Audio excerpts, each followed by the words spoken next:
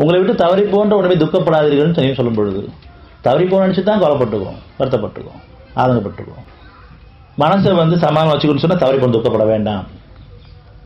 அது ஏன் தவறி போகுது அப்படின்னு சொன்னால், ஒன்று நான் அதை இறைவனை மறந்து உபயோகிக்க ஆரம்பிக்கிறேன் பெருமை கொண்டவனாக, அல்லது அதில் கவனங்கள் அதிகமாக செலுத்துகிறேன், என் நினைவெல்லாம் அதில் தான் இருக்குது.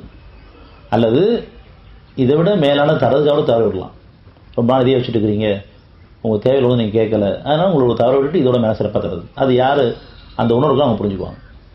உணர்ச்சியில் இருக்கும்போது தவறுச்சுன்னு சொன்னால் கவலைப்படுறோம், வருத்தப்படுறோம், துக்கப்படுறோம்னு சொன்னால் நான் அதில் மூழ்கிட்டே அர்த்தம்.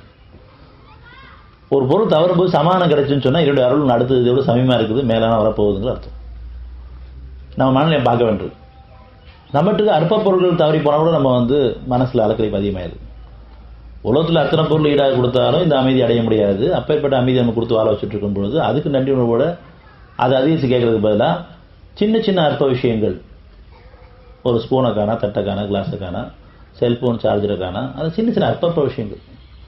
இதுக்காக நம்ம கவலைப்படுறதும் வருத்தப்படுறதும், அல்லது ஏற்கனவே நடந்த விஷயங்களுக்காக கவலைப்படுறதும் வருத்தப்படுறதும், நமக்கு நடக்கிற மற்றவங்க நடந்ததுக்காக கவலைப்பட்டு இருக்கிறதும், பிடிச்சவங்க நடந்த கவலைப்படுறதும், பிடிக்காத நடந்த சந்தோஷப்படுகிறதும், எல்லா வகையிலுமே உணர்ச்சியில் இருக்கிறவங்க உணர்ந்து பிரித்தறிஞ்சு உணர்வில் வாழ விரும்புகிறேன், வம்புக்கும் திரும்புகிறேன்னு சொல்லும்பொழுது என்னுடைய சமாதானம் கண்டிப்பாக கிடைக்கும். தவறிட்டு இருக்கிறோம்.